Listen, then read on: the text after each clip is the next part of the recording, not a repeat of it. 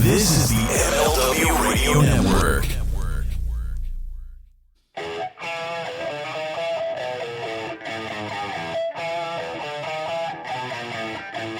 This is the Mind of the Meanie. Here are your hosts, the Blue Meanie and Adam Barnard. Peace, world, and welcome everybody to the Mind of the Meanie, a weekly peek into the world according to former WWE superstar and ECW original, the Blue Meanie. We cover wrestling, music, movies, sports, and lots of useless knowledge, all contained in the Mind of the Meanie. I am your tour guide, Adam Barnard, and he is the Blue Meanie. Meanie, what's on your mind? Howdy, stranger. What's going on, dude? I feel like it's been it's been 87 years since I've seen you.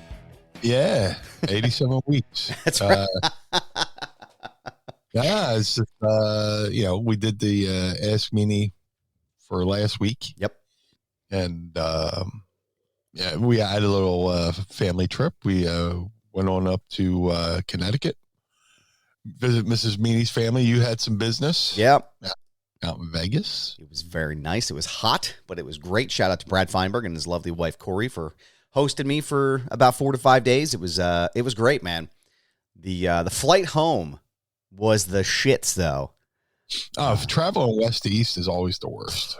So it was a red eye, which, it's whatever. But the plane kept getting delayed because the weather was the shits out here. Apparently it was like pouring rain or something. So the flight was supposed to leave initially at like 10:45. It got pushed back first to 11:30. Then it got pushed back again to like 12:15, and then finally to 12:50. Okay. So we get on the plane. We're finally on the plane, and it's 10 or 12:50 rather by the time everybody's on, and we're waiting and waiting and waiting. Excuse me. Nothing is happening. And so I'm like, fuck it. I'm just going to try to go to sleep. So I get up, or I put my seat back and headrest and everything else. I fall asleep, and maybe I don't even know what the time differential was, but I hear the captain come on, and he's like, "Oh, folks, we got to go back to the terminal. One of the occupants of one of our passengers is not feeling well." And as I open my eyes, I see the woman that's sitting in first class. She's just puking all over herself, and she's puking on the person next to her. She was so drunk. She was so drunk that she fucking closed her eyes, and I guess because of the plane spinning and moving, driving, she puked all over herself. So that was another half an hour fucking wait. I didn't get back to Philly until I think it was 9:30 our time here. Oh, dude, I'm still feeling it, man. Direct flight? Yeah, straight shot from it's Harry Reid Airport, but McCarran to PHL. Yeah, it was a straight flight. Dude, that's the fucking worst. Fucking, well, thankfully, we're going little inside baseball, for my birthday, we're going to Ireland. Oh, that's awesome, man. Yeah. And we leave here, and then we leave at, I forgot what time we're leaving. By the time we leave, it's morning there. Wow. So it's you're going right into the next day. But then coming home, I mean, say we leave at 6 o'clock at night. Right. When we get home, it'll be roughly, 5 o'clock here. It's almost as if we never left, it's right. It'll be timed like it was an hour flight, just with the time. But even though it's a 6-hour flight, but yeah, traveling west to east is always the fucking worst. It's been bad, man. I feel like I've haven't really been settled since I got home. Because I got home on Monday, and I didn't go to work. I took the day off. I took an additional day off. Got to my office, grabbed all my shit because I parked there because the airport's only 15 minutes from my office. And I get home, and I'm jazzed because I had an energy drink, and I'm oh, I got to stay awake to drive home, And then probably 2:30, 3 o'clock, I get home, and I fucking had to lay down in bed because the whole world started spinning, And I was just exhausted. I was fucking wiped, so... still catching up, trying to catch up on my sleep. My eyes, I can see them more. I feel like I'm Jim Brewer, I'm stoned. But it's been nice, man. It's nice to be back here. Nice to be back recording another new show with you, Meanie. We have so much to talk about. There has been so much happening in the world of our professional wrestling, our great sport. I want to give a shout out to the Pod Squad here who's joined us. Don't forget to sign up today at patreon.com/Mind of the Meanie. You can join us early and ad-free by watching us here with our smiling faces either in the morning or in the afternoon, whichever we end up having time to do. But let's start at the top here. Listen, folks, Inside Baseball, we are recording this the day that Backlash is happening. So we are not going to give you spoilers. We're just going to talk about it next week. That way we can at least have some things to talk about. But the draft happened last week and at the beginning of this week, the quote-unquote draft, which I still don't know the exact premise for and why, as far as the why of it. But Papa H, Triple H, debuted the Big Gold Belt 2.0, the new World's Heavyweight Championship, and I want to get your thoughts on the new Big Gold Belt. And let's pull that apart for a while. Well,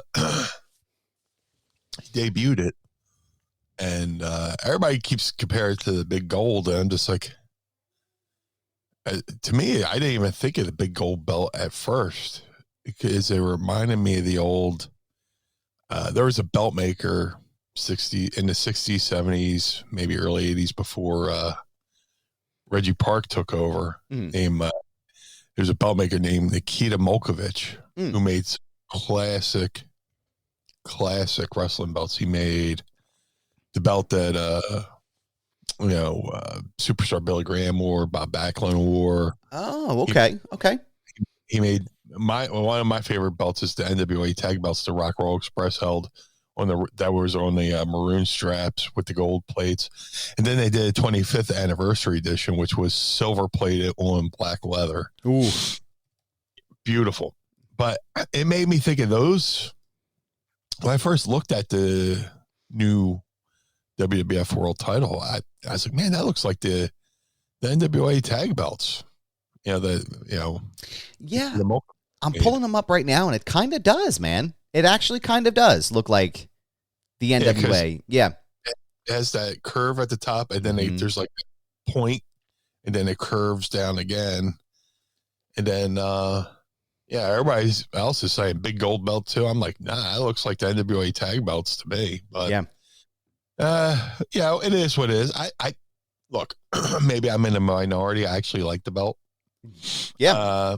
Maybe it could use a little bit more color. It's just, it's just, it's painted black, like around the logo and on the side plates is black. And, we've had belts, with way more color, Yeah. Put a little bit of blue in the, around the logo where, like, quote unquote, the globe usually goes, or some red on the side plates. It could use a little bit more color, but the design itself, I really like. It's different than just a big W, Well, it's nice. I mean, I think I mean, there's definitely shades of the WCW title and the original world champion or world heavyweight title that WWE introduced, which I think was kind of the goal. Like, that was always the rumor that Hunter was big into bringing this belt back. He wanted to bring this championship back. I think most fans identify him with the Big Gold Belt anyway. So I think to him, it's probably something special there. But I agree. I feel like I'm looking at a photo of the belt now, and I feel like kind of the studs around the top and maybe even around the sides could have used that red that they used to put on the belt. That may have really made it pop, especially if it's going to be the Raw belt. I feel like because we kind of already knew that Roman was going to SmackDown. I mean, that was kind of an obvious, like, dead giveaway there. There was no way he was going to stay on the Raw brand. So I think maybe they could have. I don't think that the actual leather part of the belt should have been any color, but I think definitely some kind of pop here. But no, I mean, I love it. I think it's a gorgeous belt. It's probably my favorite belt right now as far as a design purpose or design feature right now. I think it's my favorite. It's better than a new Intercontinental belt. Yes. Not a big fan of it. No, big circular, and I mean, Gunter makes it look good. And I feel like it works for him, but as far as longevity, I'll say this is like, I was so pissed after Steve Austin won the world belt that he won the Winged Eagle belt. The next night they debuted a new belt. I was like, what? Yeah. Because, no pun intended. Yeah. What? Oh God. I'm sorry I did that. Right. Probably one of the worst chants. But not only got Steve, it works for him, but 20 years later, people are still doing it. I'm like, oh my God. Make it stop. Then again, it's on the wrestlers to not have that cadence to elicit the what, Right. If you stop suddenly, people are going to go, what? Because they've been conditioned. It's Roman's I've noticed Roman's really good about that. The way Roman speaks is the cadence and the flow of it. And even Cody, like, you can tell that they're purposefully, it's almost like there's a purposeful action there, that they're speaking in a way that you can't get a what in edgewise, which I think, It's the sudden stop. Yeah. That people go, what? So they, he wins, Steve also wins the Winged Eagle, and they debuted a new belt. I hated it. Yeah. Wherever I hated it. But then when Triple H won it, I was like, oh, that belt looks better. Yeah. I mean, they updated a little bit with the scratch logo. Because when they still had that block logo. Right. But then they updated it. They took it off the blue leather, put it in black leather, and put the scratch logo on there. And when Triple H won, I was like, man, the belt looks good on him for some reason. I don't know what, not for some reason, but, it just fit his physique, and like you said with Gunther, he kind of makes that I'm not a big fan of the design, but when Gunther wears it, it actually looks like it was made for him. Like, in my mind, the old, there's a NWA US title, Barry Windham wore, that looked like it was made specifically for Barry Windham. Yes. Yeah. Yeah, some belts just looks like it was made for Lex Luger. It looked like it was made for Nikita Koloff. Right. Right. If somebody else had worn it, maybe not so much. But this new belt, very interesting. Whether they're having a tournament for it. Yeah, so the tournament starts this week. Which, there's like layers to this, right? Because there's been so much discourse, because of course there is, on, the wrestling Twitter sphere, but they're having a tournament this week. Well, so Backlash is today, so it would have been Saturday when you're listening to this. And it starts tonight, and then they have another one on Friday, I believe. And I think it's a triple threat, if I remember correctly, for both nights. It's a triple threat match, and the winner of those triple threat matches, I believe, both of those people then fight for the title. And it's going to be, so it's like, it's kind of convoluted, right? It's going to be someone from Raw and someone from SmackDown. And whoever wins, if the person from SmackDown wins, then they're exclusive to Raw, because the belt is now an exclusive to a Raw brand. So, and then that match happens at Night of Champions at the end of the month. I think it's May 27th in Saudi Arabia.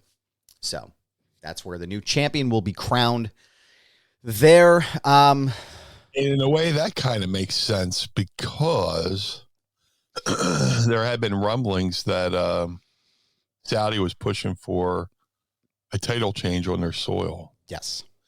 That, the rumor was they were going to say if, Roman's streak was going to end, to end it on at a Saudi show, just so they could have some, they could have some history in the lineage of the WWE title. Right.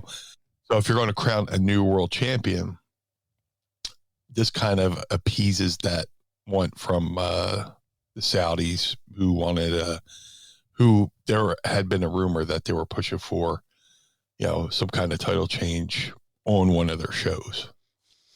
Which again, I think is, I definitely agree with that. I think, I know the rumors that we talked about before were that, potentially they were going to throw them a shit ton of money to have him, Roman drop the title. There's been a lot of talk about, though, that they're like, oh, this is a consolation prize. Like, oh, it's second place. You can't beat Roman, so you're going to get the belt. Do you think, well, let me ask you, because this is Mind of the Meanie, not Mind of the Adam. Do you think that it is, do you think that the belt comes off as a consolation prize? Or do you think it's just them fulfilling a need because business is so good with Roman that they're just, let's face it, he's going to beat Pedro Morales' record in the next couple months, which I think, so he hits 1,000 days at Night of Champions. Pedro Morales has 1,027. Rumor and innuendo would have you believe that he's coming for Hogan's record as well. Do you think... what Was that my your cell phone cut out? No, I went in a tunnel. No, what they're saying is that Roman may be potentially going for to overthrow Hogan's record, which I think he would hold the title until September of 2024 if that was the case. God. Do you think that this is? Do you view this as a consolation prize, or do you think this is just a metric of business to make sure that that everything stays solid with Roman? Here's the weird thing. It's like they're separating the Universal and the World Belt. So they're taking the world titles lineage to Raw. And Roman's going to be the undisputed Universal World Champion, whatever. Right. So, but Pedro and Hogan weren't Universal Champions. Right. So if they're taking the world title, they're splitting the world and the Universal title, and the world title is going to Raw. Doesn't that just break up the streak? So this isn't even a split. So this is technically the third world championship now in WWE because they haven't fully merged the Universal and the WWE Championship. There's still two belts that he holds. Now, right. As far as it goes, I guess online, they're saying, it's the undisputed WWE Universal Champion. So that's another question that a lot of people have is like, okay, well, are they going to now merge the Universal with the WWE title? Are they going to then combine his reign? You know what I mean? Like make the lineage the same, but does the title run mean the same thing because he doesn't have the black belt? Like it doesn't make it's all play, and it's like I know they're big about their records and stuff, but yeah, like I think there's a lot of questions about that. It's like I'm driving up from Delaware. I could go in 295 into Jersey, which is still technically 95, and right, or I get 95 in through Pennsylvania, which will eventually catch up to 295 when 95 goes over to Jersey anyway, and just merges. So right, it's right. It's so weird. Yeah, I don't know what it's like. Somebody did a really funny Photoshop where Roman's wearing all three belts. But in a way, this belt's kind of like a necessary thing because if Roman's coming back on house shows, right, and you're going to a house show and you're not getting a world title match, it's it kind of it's bad for business, brother. Yeah, they kind of need a world title match on the house shows. Granted, I haven't been following the house show, the results, so to speak. So, but Roman did a interview after one of the house shows saying he might not be doing these as much, meaning house shows. So if they're taking away house shows, I mean, after Roman's they're not taking away house shows. If Roman's cutting back on doing house shows. Sorry, first day with the new brain. Then they need some kind of world title. They need an attraction for these house shows. So if you need a world title for the house show, it's almost like the Universal, the undisputed WWE Universal title is becoming a TV title because you might only see it on TV. Right. Right.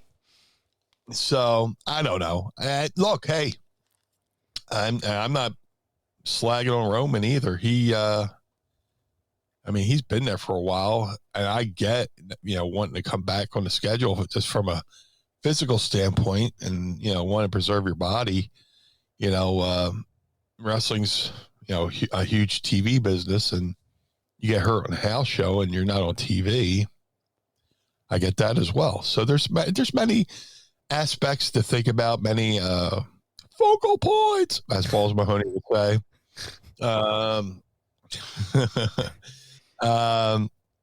There's different ways to look at it as a performer. Maybe his body was, maybe he needs a couple extra days to recoup. Like I've been telling people lately, privately, I'm not really trying to do too many fucking indie shows anymore because, dude, my body just doesn't recover. I'm going to be 50 May 8th, May 18th. I'm going to be fucking 50.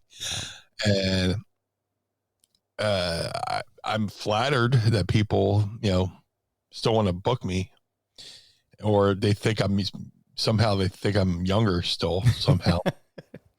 But dude, I just been discovering new pains. The other day I went up to step and I got this sharp pain. I've been having a sharp pain in between my shoulder blades. That's like got me going. Just like where did that come from?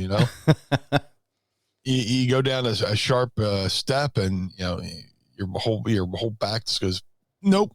It's just like fuck. Do I want to do shows? Absolutely, but they need to be meaningful, right? Not to make this all about me. I know we're talking about the title, but I can relate to Roman wanting to come back on, doing house shows and strictly focusing on TV and pay-per-views or premium live events. Pal, I get it, and so there's that need for to have a belt that could be, main event of the live events, the house shows. So I get it from all perspectives, but I can see where the fans are confused too, because now there's this like third, I didn't even look at it, as a third, world title, but with the brand split and shit like that too. So who knows? It's going to be interesting. I know that I took a long way around to just go, who knows? That's all right, man. No, but I get it though. Like, cause again, Roman's my age. I think he's going to be 38 this year. I think he was born in 85. So like, bless. Yeah. I mean, it's like, he's in the prime of his career, but he's also in a position where it's like, how much more of this do I have to do? How much more do I have to prove? Which I get, but like, I think there's this. Hollywood's going to come knocking for him. So absolutely. And it's like, I think we talked about it a little bit. We touched on it, a couple weeks ago when we were talking about Cody winning and Roman losing the title and the whole thing. Like, I really don't know how much gas is left in the bloodline story. I really don't. Like, I don't know how much is left. I don't know how much more they can do. It feels like they're starting to lay the seeds for the cracking of the bloodline now with Jay and Jimmy and Solo. So I think that's definitely coming, but how much longer do you make Cody, and then it's like the question is, okay, so if Cody wins the big gold belt, does that mean it's a consolation prize? Like, how does that work again when he wants to face Roman? I think that's a lot of the questions as well. And I'm not interested really in fantasy booking it because it's like, I'm just trying to wait and watch it out. But like, do you think that, I guess that's a question is, do you think that would hurt Cody as a performer? Because you've booked and you've been in the industry before. If he wins the big gold belt, do you think that hurts his chances of eventually toppling Roman for, the major get? I don't know. That's an interesting perspective as it being a consolation prize. But, if I'm a wrestler and I'm working and I'm cutting promos, I'm out there saying, is this the belt I've been wanting? No, but I'm a performer. I want to be the best in my field, the best on my show, but the best on my brand. If my brand is Raw, I want to be the best wrestler on Raw, and this is the championship of Raw. Right. Exactly. So that's how you got to word it. It all depends on how you word it. I've wanted, Roman. I want that title. But, the laws of the WWE dictate that I have to be here. I have by law, or whoever, by rule, I have to be. I've been, drafted to Raw. So, this isn't the end of a road. It's just a delayed destination. Right. You could. This is well, yeah. You could actually say this is a delay in his goal to win the belt his father never won. But then again, the belt they're having, that should be the belt. That should be the tiny. I still See, if they're saying it's the WWE World Title, that should be the lineage of Hogan. Right. That's where I'm getting confused with this whole fucking thing. Meanie! Yes. Manscaped is here with a deal you can't pass over this Easter season. Do you see what they did there? That was real fancy. They've got the tools to give you the beautifully decorated eggs of your dreams. Just because it's Easter doesn't mean it's okay to hide those bad boys behind all that tall grass. So make sure your downstairs lawn is mowed. Go get yourself feeling as sweet as candy by going to manscaped.com and get 20% off plus free shipping using promo code MindMeanie. Meanie, how are the crown jewels holding up this Easter season using the products from Manscaped? The Meanie eggs are well kept this Easter season. I love the Lawnmower 4.0 trimmer, the Weed Whacker 2.0 ear and nose hair trimmer, the Crop Preserver and Ball Deodorant, the Crop Reviver, the Toner, the Performance Boxer Briefs, which are probably the most comfortable pair of underwear I've ever worn in my life. And to top it off, they give you a beautiful, handsome travel bag to keep it all in. I'm getting to that age now where I'm getting able to go to territory. I need that nose and hair, that nose trimmer, the hair trimmer, and the crop preserver and the deodorant and the reviver. I need all that stuff. I'll be 50 next month. It's coming into play. But thanks to Manscaped, I'm looking my best and feeling my best. And that's what it's all about, is looking and feeling your best, Meanie. And it's also time to put the Meanie eggs into the perfect basket with the Performance Package 4.0 by Manscaped. Inside this ball care buddy basket, you'll find their Lawnmower 4.0, Weed Whacker 2.0 ears and nose hair trimmer, the Crop Preserver Ball Deodorant, the Crop Reviver Toner, and the Performance Boxer Briefs, which absolutely are the most comfortable pair of boxers I have worn in my entire life. And a travel bag to hold your goodies, not just the ones that are being held by those boxers. The Lawnmower 4.0 trimmer is an elite electric trimmer. It has their proprietary advanced skin-safe technology that is designed to trim hair on loose skin.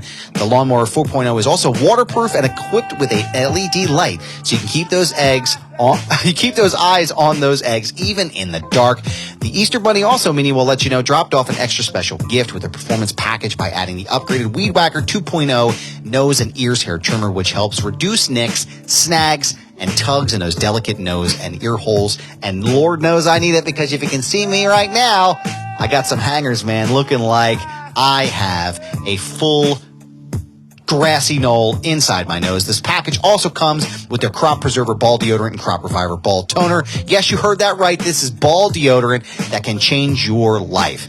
April is Easter, but it's also Testicular Cancer Awareness Month, Meanie. And Manscaped has partnered with the Testicular Cancer Society to bring awareness to testicular cancer, men's health, and early cancer detection.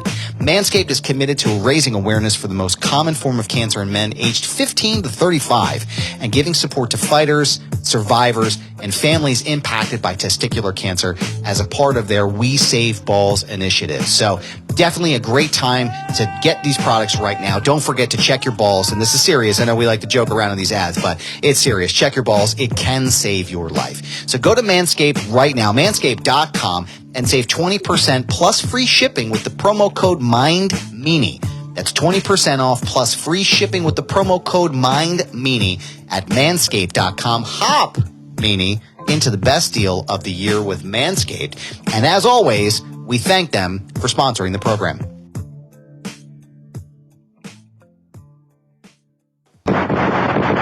Well, again, it's like it's they merged. So if I recall correctly, when Vince bought WCW and they merged the titles together when Jericho won, they merged the lineage of the WCW title with the WWE title. Right. And I think the big gold of WWE territory from like 2002 didn't sync up with the original WCW, which I think that was a wrong choice. I think they could take that lineage, move it to the Triple H era big gold, and then take all of those lineage and move it back to this new big gold. I think that would make sense for me in my head if we're looking at it. And it's like, okay, well, in my mind, that makes more sense because now Cody is winning the same belt his father won, And then that is like, you know what I mean? Like that's the step in the right direction where it's like, okay, well now I've met my dad where he was. Now I'm going to take the next step that he couldn't do. Here's what WWE needs to do.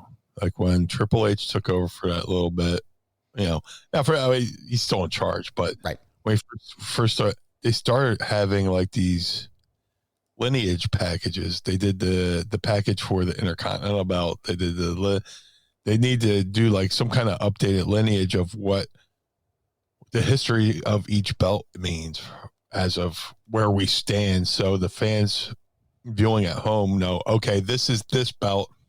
That is that belt. And this is this belt. It's kind of like how boxing was back in the day. Remember when Tyson won like the 3 world titles? Yeah. There was the green WBC title. And who the fuck knows what the other 2 it was like IBF or so. I don't know. But like it's kind of getting like that point, like boxing was kind of getting a little convoluted. There's too many world champions. A little bit watered down, I should say. And Tyson's walking the ring with 3 belts. Right. It's kind of getting into that territory where like now there's like a WWE has a 3rd belt. The Universal WWE World Belt. Yeah. So 3 fucking belts. So according to, online sources about the heritage and the lineage of the belt, the WCW title shares the lineage with the big gold belt. I guess you could call that big gold belt 2.0 from 2002 to 2013. And then that belt was then merged with the WWE title. So that's possible that is how they're going to do this. But I definitely think they need a little bit more explanation and context with this because it's... Can we get a graphic? There actually is one online. Yeah, I'll put it in. Really? Yeah, there's one online that kind of like goes over it and heritage versus lineage. And I don't know, man. Listen, I'm just like, what I'm excited about, and again, mind of the Adam here, but what I'm excited about is the fact that it's going to give a lot of these guys who haven't really had an opportunity to beat Roman or be in like the main title picture, gives them an opportunity to elevate to the top level. Right? Because it's going to be, if it's going to be held at the same level as Roman's titles, now you have guys like Cross, you have guys like Knight, you have guys like Kofi could be put in that title picture, Gunther, right? You have all of these guys that are going to elevate this title to be the working man's belt. And I think it's a win for everybody. It doesn't matter. You can say you're a world champion in WWE. Sure, it may not be like the main title. But right. Even though Christian is still a WWE world heavyweight champion, Mark Henry is still a world heavyweight champion in WWE. Like there's no difference as far as like, using that on your resume, I guess. But no, I'm excited to see where this goes. I'm curious to see where it goes, but I hope it doesn't hurt, as far as the track, because I still think Cody's the guy to beat him. But it definitely makes me question the end of Mania a little bit more now. It's like, okay, well, what was the point of this whole thing? But hey, remember when people were mad about Gunther's name change? Yeah. So simpler times, Meanie, simpler times. Remember that outrage? God, dude. It was what was he, Walter? Walter, yeah. Who gives a shit, man? He doesn't. They're like, okay, you're Gunther now. And oh my God, how can you say this? You're burying him. You're burying him. Yeah. Guy's got the Intercontinental belt. He's fucking killing it. He's doing amazing work. He's coming up, I think, on the fucking Honky Tonk Man's record. I'm looking up the stats right now. But here's the thing: is like people are so outraged, and then the outrage subsides. So anytime like there's this new controversy or new outrage, I just fucking ignore it because in a matter of months, it won't fucking matter anymore. Yeah. And now we're so accustomed to calling him Gunther now that I forgot he was Walter. Yeah. Who's Butch? Butch was Pete Dunne. Yeah, I forgot that he was Pete Dunne. Yeah. He's been Butch for so long since then. I forgot Pete Dunne. I forgot his name was Pete Dunne. Yeah. And so the Honky Tonk Man has the longest reigning single run of the Intercontinental belt at 454 days. As of today, Gunther's at 328. And I would be hard-pressed for them to take that belt off him anytime soon, because I think they're going to let him ride with that for quite some time.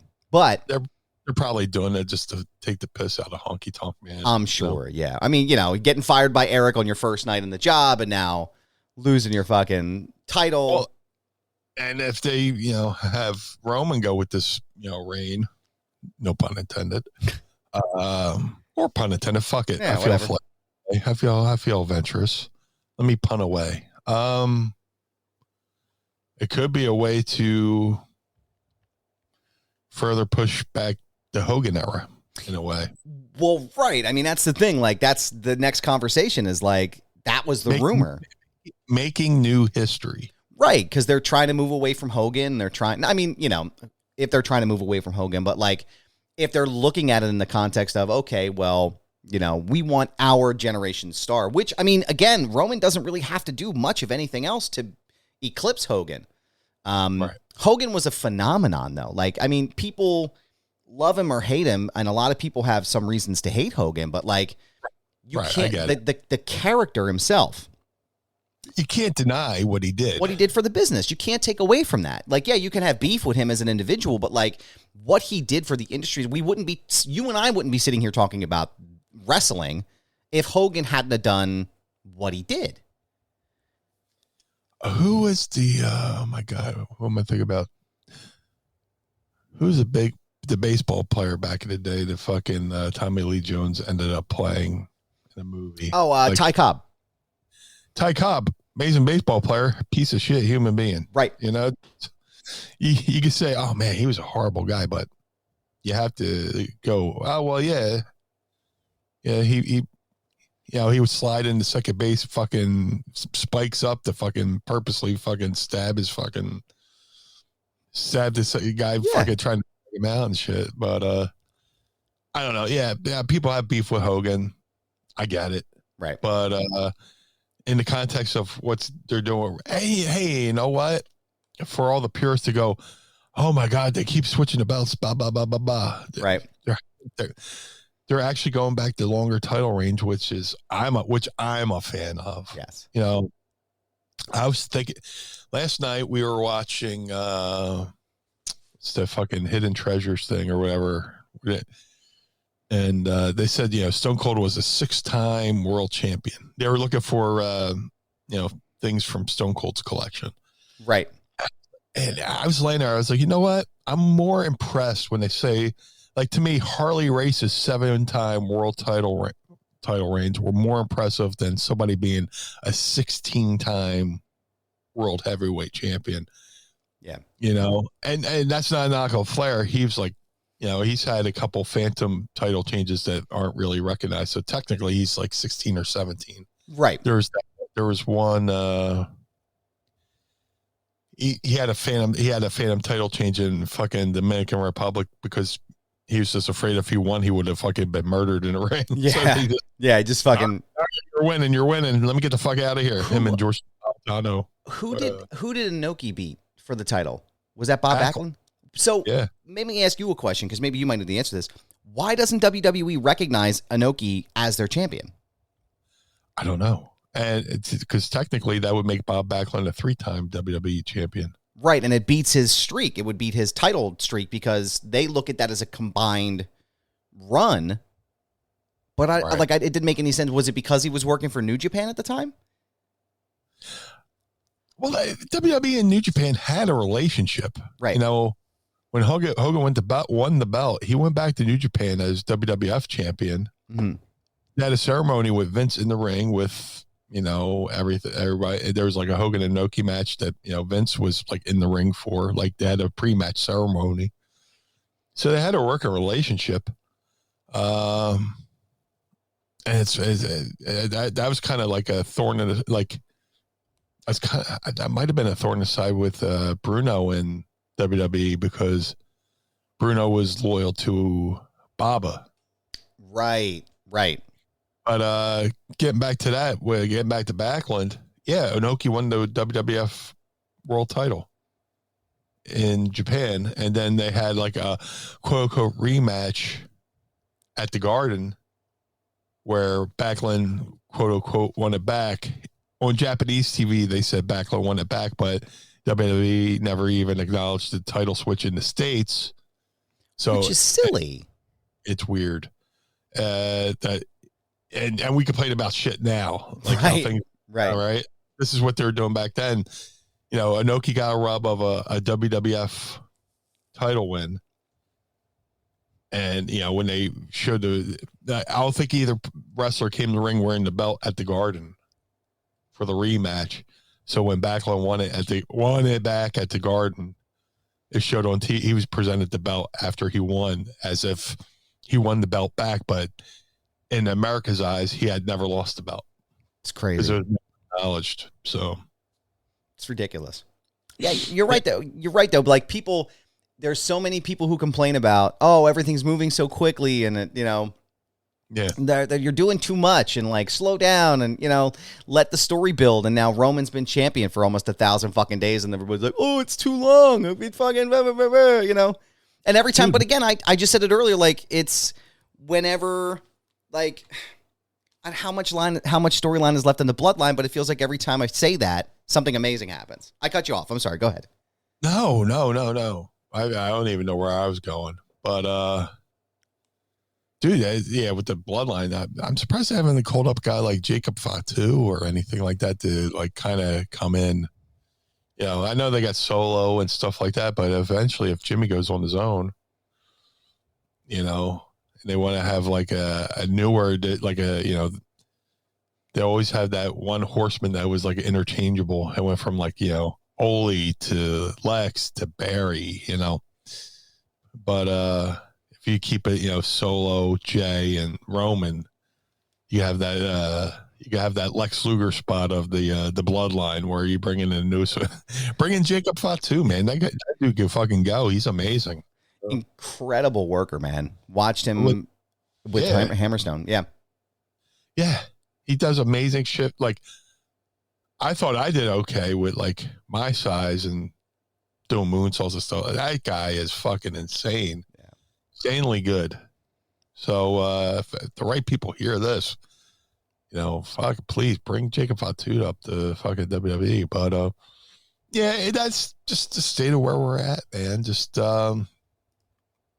interesting times. I totally forgot there was a pay-per-view tonight. You know, Inside Baseball, we're recording at, it's currently 10:57, May 6th, 2023. The pay-per-views tonight, or the premium live events tonight.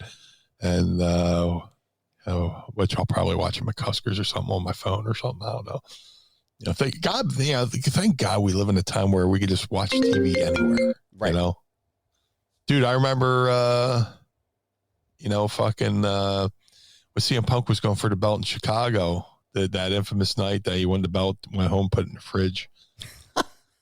I was at a bar. I was at McCuskers. I was like, man, what's going on with the pay-per-view? And I'm like following Twitter on my phone and, you know, watching, you know, that's back in the day where you can, you know, follow, you know.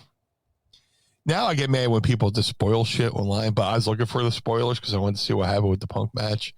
And when he won, I like popped in the bar and they're like, what's wrong? I was like, CM Punk won. And they're like, oh, okay.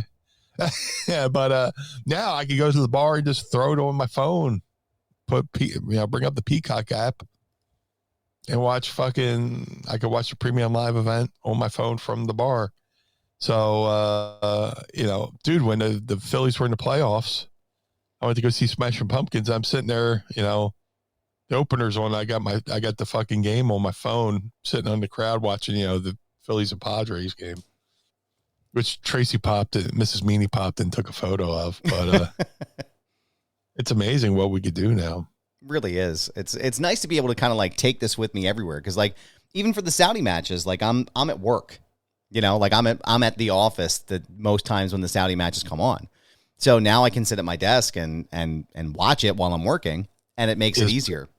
Bring a little tablet or whatever, put it on the side or something. Right on my cell phone. I just plug it in. I put my one ear pod in, you know, make sure I'm available at work and watching it at my desk. But hey, remember remember when when Gunther was Walter?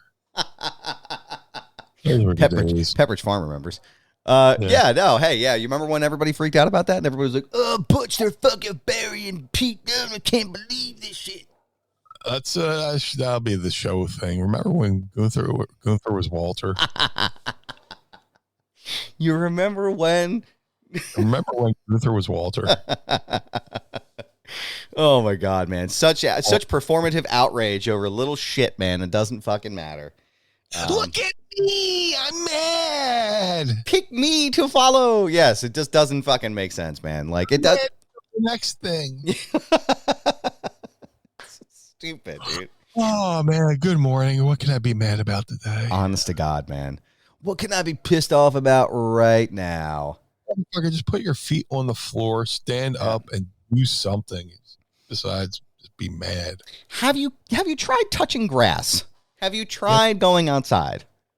At least take a shit before you rage. Go take a rage shit. Right. Go sit down, hunker down, and just rage shit.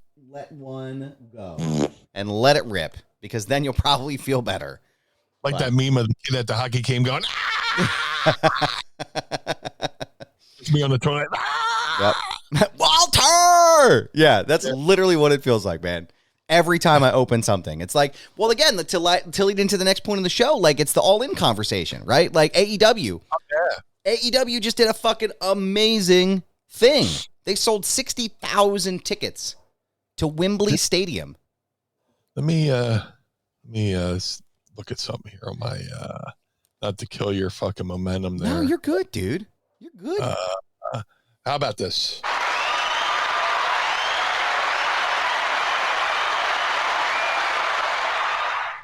Well done, AEW. I mean, that's a big fucking deal, man.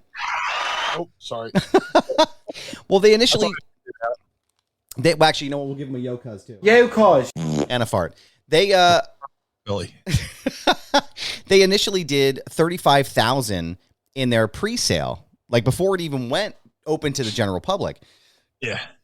And now they're in upwards. They could potentially hit 68,000 tickets sold for AEW, which is the largest sale. I think it's the largest gate of any non-WWE pay-per-view or event in history. They beat WCW, they beat ECW, they did beat TNA.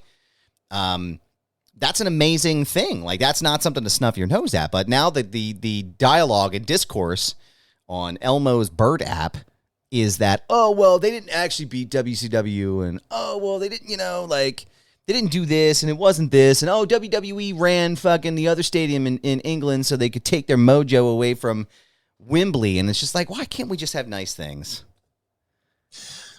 Remember when Luther was Walter? That's the name of the episode. The new outrage. That's right. Dude, hey, and if they sell a couple more tickets, they could probably afford to pay CM Punk's salary this year. So. Yeah. I look at it this way. All the fucking people from Europe who usually travel to America for WrestleMania get to stay home for an event. Yep.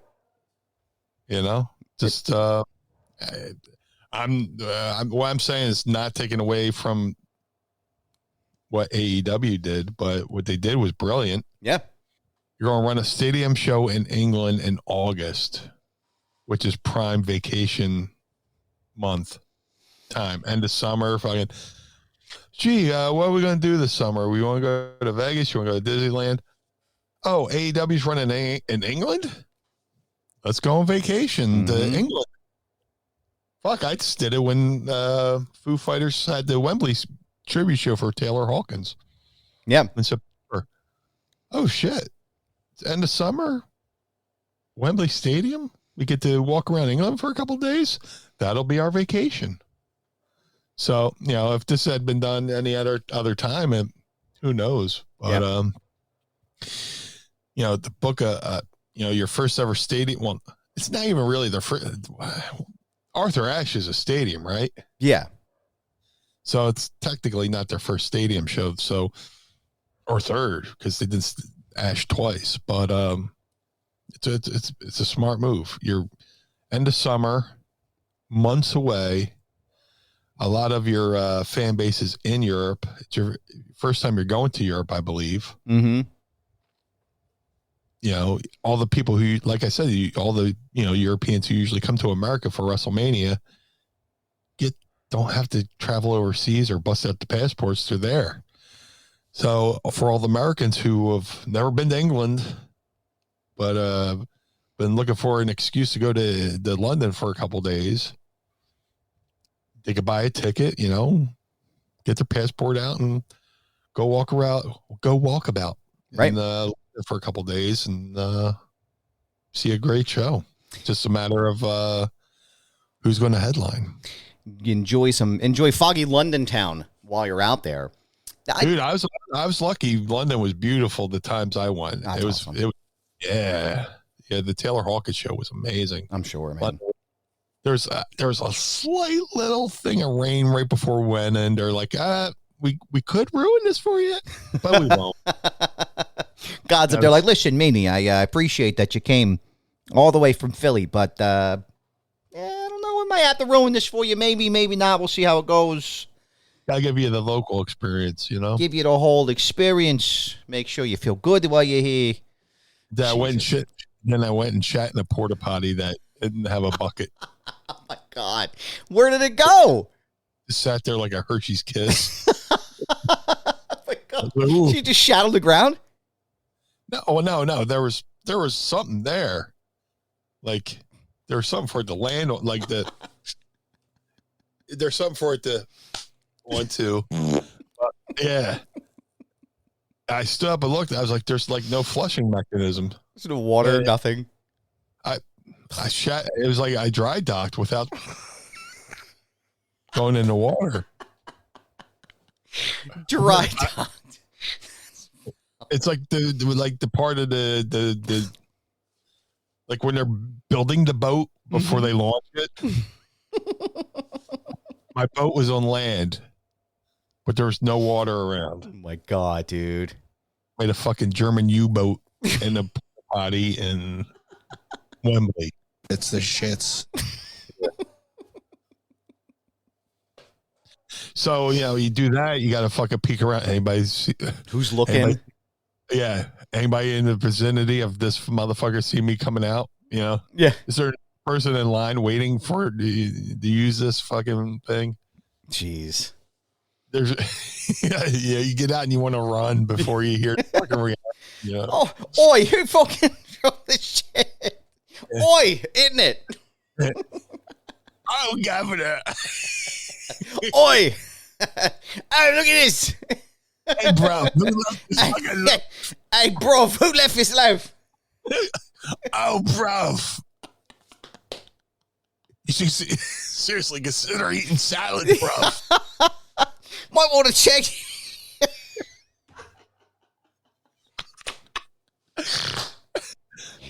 Oi. Want a biscuit? Yo, bruv, have some digestive. Yo, bruv. That's the new. Yo, bruv. Oh my God, my face. That's the British version of yo, cuz. Yo, bruv. Yo, bruv. Oh my God, that's hilarious. Shout out to Flatbed Mikey, who's probably in his truck pissing himself. You need to get him, a recording of him going, yo, bruv. Yo, bruv. Yeah. I know a couple British dudes. I could probably get them to do it for us. Oh my God, dude. Yo, bruv. Yo, bruv. I just imagine someone walking in and seeing this and being like, oi. Teeth all fucked up and shit. Are you saying? No, I'm just kidding. I was a loaf of shit, isn't it? Loaf. The fucking factory. Oh my God. Oh my God. Yo, bruv. Yeah, bro. Yeah, bro. You are flow landed in the porta pot. Oh, the blue guy ruined the loo. That's the name of the show. The blue guy ruined the loo. Oh my god, dude. This is the best shit ever. I love it. No pun intended. Oh my god. Oh, we have to transition now. Oh, and to Ask Meanie. I don't know how we can get better than that. Oh my god, dude. That was fucking great.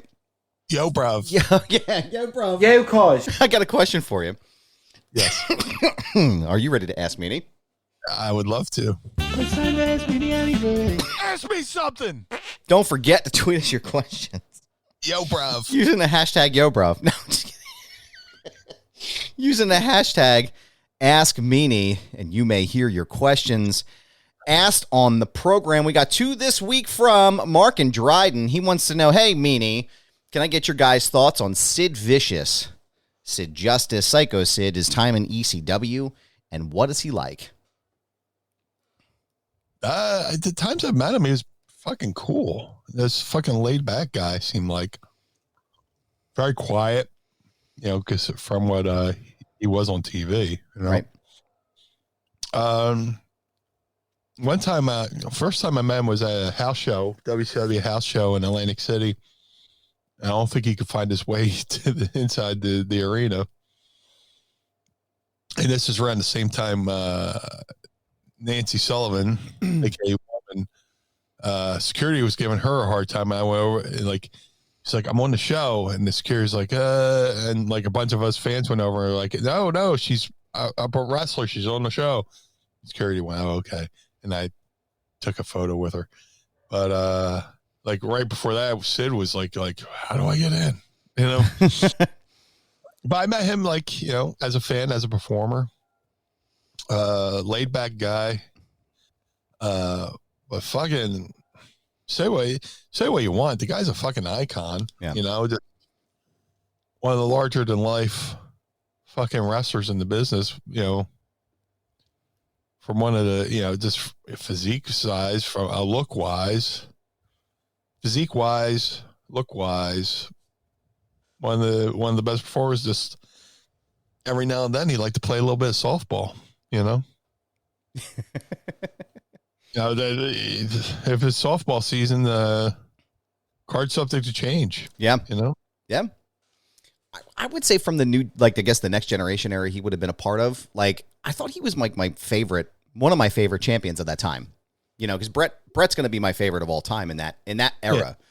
Yeah. But there was something special about Sid. I don't know. As a kid, like, he was just this big, giant, fucking dominating dude, and like his power bombs always looked fucking incredible. 2-time WWF champion. Like, I don't know. He's certified in his own right. He looked great with the fucking wing eagle belt. Talk about people who look good with the belts. Yep. Dude, I mean, I wish you would have stuck around a little bit. Imagine, like, you know, Sid versus Kane. Oh, you know, man. Prime Kane. Like, early just came out Kane, you know? Yeah, Sid worked The Undertaker, right? Yeah. Yeah, well, Sid lost the belt to Undertaker at 13. WrestleMania 13. Okay. Yeah. Yeah, I was going to say he's part of this streak. Shout out. It's a 11-11. I don't know why. Hey, man. Yeah. We're a little lightheaded and goofy from all of our pooping and laughing, but yo, bro. No, I think, like I said, I think people always ask those questions all the time, like, who do you identify this belt with and that belt with? And it's like, honestly, the Winged Eagle, and I know it sounds crazy to say, but like Sid is the person I identify with when I think about the Winged Eagle. I think about Hogan sometimes, but like really it's Sid. Yeah.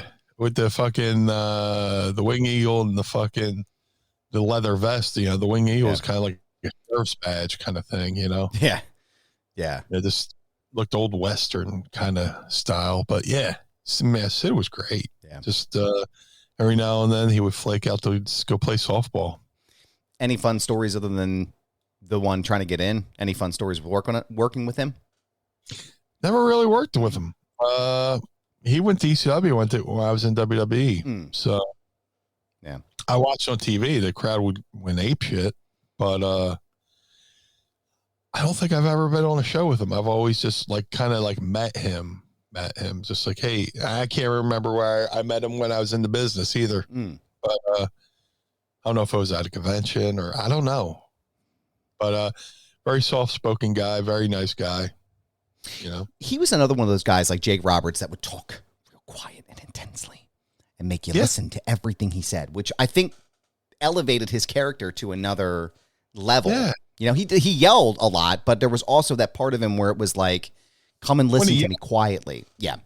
When he yelled, it meant something. Right. You know? So, he was great. Yeah. Yeah. People like to goof on him, but he was great. Yeah, big fan of Sid. Always have been, always will be. Mark and Dryden has another question for us. He goes, who on the list of call-ups, and he gives us a big list here, of NXT talent, do you see, well, let's just say, so do you want me to read you this list of NXT talent that got called up, or? Please do. All right, so I'll read the list for you first, and I'll ask the question. So on Monday Night Raw, we have Indy Hartwell, Apollo Crews, J.D. McDonough, Zoe Stark, Odyssey Jones, Katana Chance and Caden Carter, and Jinder Mahal and Indus Shear. On SmackDown, we have Grayson Waller, Pretty Deadly, Cameron Grimes, the current NXT Women's Tag Team Champions, Alba Fire and Isla Dawn, and then two free agents are Von Wagner and Zion Quinn. Mark and Dryden wants to know, who on these list of call-ups do you see getting over big on the main roster? And who could you see having a hard time getting over? And this whole, I could say one person, I could say the other person, and then it just depends on how they adapt. But I could see Cameron Grimes getting over fucking huge. Big time. Big time. Fucking huge. And you know what? Apollo Crews was already on the main roster, so he's just going back, I guess. Who would have trouble adjusting? I don't know, because I don't know a lot of those guys personally. I'd say, if you talk about connecting with the crowd, they all seem to have some kind of connection with the crowd. It's just a matter of adapting to one show to the other. So, but for me, Cameron Grimes has been around for a while. I think he was in Impact for a little bit. But for him to, go over to the WWE roster, to me, he has unlimited potential. Yeah. Just like in LA Knight, like when LA Knight was doing NXT, you knew he was going to be big on the, over on the WWE roster. Yeah. So Cameron Grimes would just be in that same vein of, once he goes over to the WWE roster, he's going to be just as big.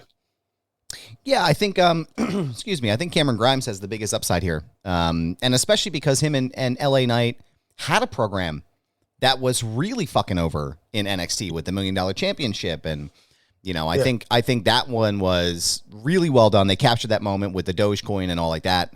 Jinder Mahal was also on the main roster. I'm not even really sure why they were drafted down there in the first place. I think maybe it was just a reset for them, but I don't see him or Cruz having any issue. I don't see anybody really having any issue going over or having a problem going over. It's incredibly hard to tell. I guess you'd have to wait and to see what their gimmicks were, what storyline they were going to be involved in. So it's just nice to see that the talent is coming up, and there's more opportunity. I was a little surprised that Braun Breaker didn't get called up, but I think maybe they're working on ending the program with him and the current NXT champion. Oh my God, I just lost his name. It was in my head. How embarrassing. What the hell is the guy's name? Carmelo Hayes. That's it. Him and Carmelo Hayes are still working a program. So I would imagine that probably Braun will pull up afterwards. And all he's got to do is be Scott Steiner. And I think he will get over big. Last question. Mo Side Gaming Kick wants to know, I guess sort of the same question, which wrestler in AEW, Impact, and WWE has the most potential to becoming the next huge star in wrestling, in your opinion? I'll go with Cody Vance. Okay. I like Cody. A little bit of if I could show some favoritism, because I helped them a little bit, but when he first broke in, but Guy's got a great look. He's got a motor. Now they took the mask off him. He's just got to adjust to, working without the mask and stuff like that. But I think Cody has the upside to be one of the next big players in AEW. I agree. He's got the physique. He looks great here. He was part of the Dark Order. So I hope now that he'll be the next big thing there. No, I can see. Wow, he looks great. He's definitely somebody that could. He has a little bit of a Matthew McConaughey kind of look to him. Yeah, definitely more of a. There's more of that Southern look. I'm sure they could probably use the McConaughey thing. I don't know. Yeah, he's probably the guy. He looks great. So. All right. And all right to you. Thank you, everyone, for asking us your questions this week for the program. We appreciate it. Don't forget to tweet us your questions using the hashtag AskMeanie, and we will ask them on the show. Meanie, I appreciate you. It's so nice to see you again this week, to be back together again live on the air. And I just want to know, so that the fans will know, where can everybody find you on social media? If you would like to follow the Blue Meanie on all forms of social media, Facebook, Instagram, TikTok, and Twitter, maybe, at Blue Meanie BWO. Follow Blue Meanie on all forms of social media at Blue Meanie BWO. If you would like to support the Blue Meanie, go to prowrestlingtees.com/Blue Meanie. Get yourself a BWO shirt. If you would like to support Mind of the Meanie, go to prowrestlingtees.com/Mind of the Meanie. Get yourself a little Mind of the Meanie logo shirt. Help support and boost our signals, as the kids say. Colin Elbow, the wrestling brand, go to colinelbowbrand.com. Use coupon code Meanie or use coupon code MIND. Save 10% over at colinelbowbrand.com. Now you got your shirts. You're looking good. You want to feel good, smell good, look good, whatever. Go to madcatbeercare.com. If you're a bearded fellow like myself, get the Blue Spruce beard oil and balm. My boy Josh Thornton's doing a great job over there. All proceeds go to taking care of feral cats. He collects them. He takes them to the vet. He sends them back out to the wild. The Figure Collections Bone Crushing Wrestler Series 1. Variants of myself, the Blue Meanie, are available now. All Series 1 Bone Crushing Wrestlers can be ordered now at shop.figurecollections.com. That's shop.figurecollections.com. I'm in love with these action figures. Simply amazing what they've done there at Figure Collections. If you want the Blue Meanie to appear on your podcast, go to podstarz.net.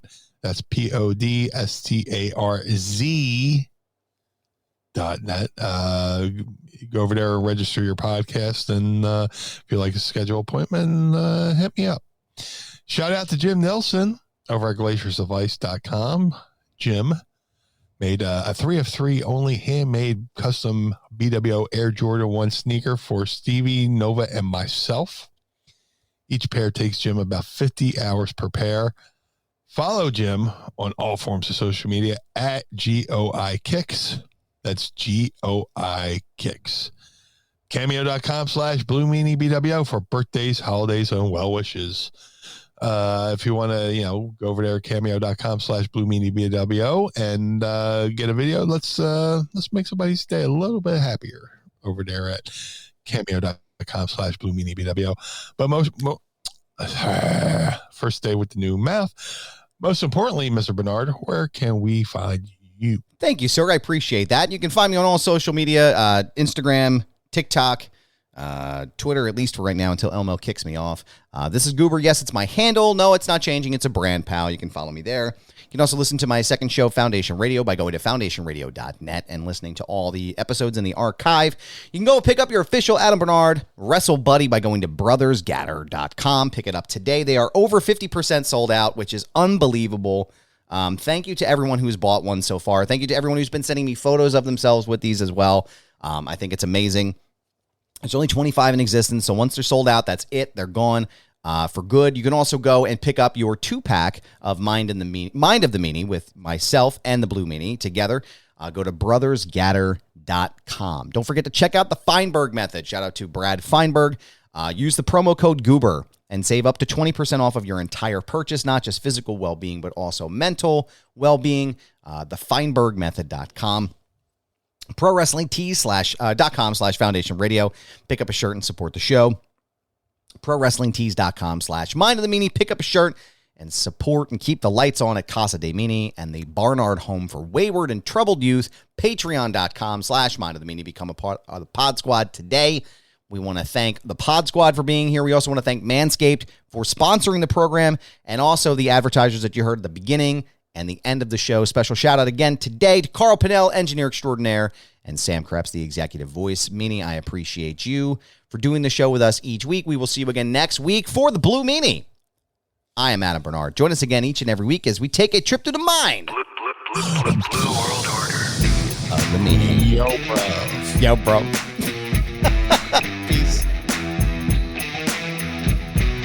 Blue World Order. This episode of Mind of the Meanie is hosted and executively produced by the Blue Meanie and Adam Barnard. It was mixed and engineered by Carl Pinnell. Additional narration is provided by the executive voice, Sam Krebs. Our intro music was performed by the Swamp Candles. Our outro music was performed by Chikara. Additional musical accompaniment is produced by Enrichment.